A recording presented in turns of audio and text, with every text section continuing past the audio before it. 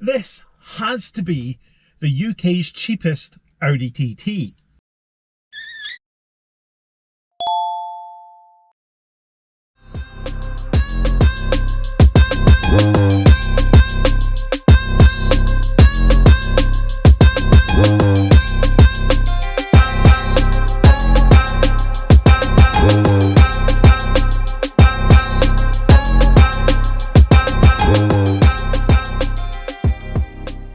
I just bought this 2003 Audi TT Roadster. Now, it's a little bit low spec in here. You'll see the cloth seats. And it is the 1.8 turbo with 150 horsepower and front wheel drive. The first thing everybody asks you when you say you've just bought a TT is, oh, is it the 225 Quattro? No. And it's not the 180 Quattro either. It is the 150 front wheel drive Roadster. They're obviously also, you know, electric folding soft top. That is a plus, I would say. But power wise, yeah, a little bit lacking. However, it will become clear just why this one's quite so low rent when you hear how much it cost. So I just bought this car.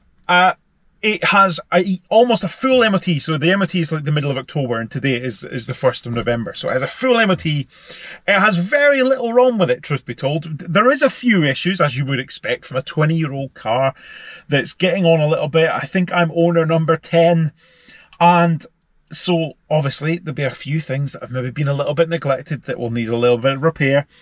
And as you can see from these photos, it's a little bit dirty. Could do with a little bit of a clean, and that extends to this interior too. I mean, the seats are quite good, but the carpets and stuff need a really good clean. But all in all, it's pretty good. Now, I'll do a follow-up video when I go through the faults in turn, because there are a few. There's nothing that makes it sort of not roadworthy, but there's a few little things that need sorting out.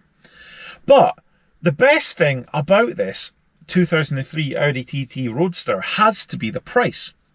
As I said, I think it is the cheapest one in the UK, because with that full MOT, I paid £590 for this car. Now, you might find that hard to believe, but I promise you it's true. £590.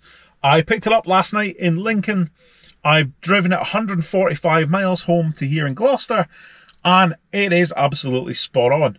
And it is just remarkable that we can buy used cars of this quality that were this desirable when they were new. And okay, maybe a poverty spec TT Roadster wasn't hugely desirable when it was new, but it was, right? Let's be honest.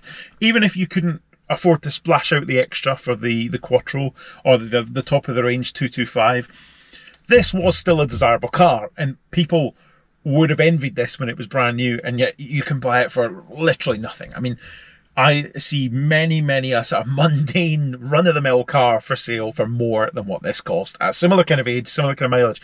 It has just over 100,000 miles on the clock.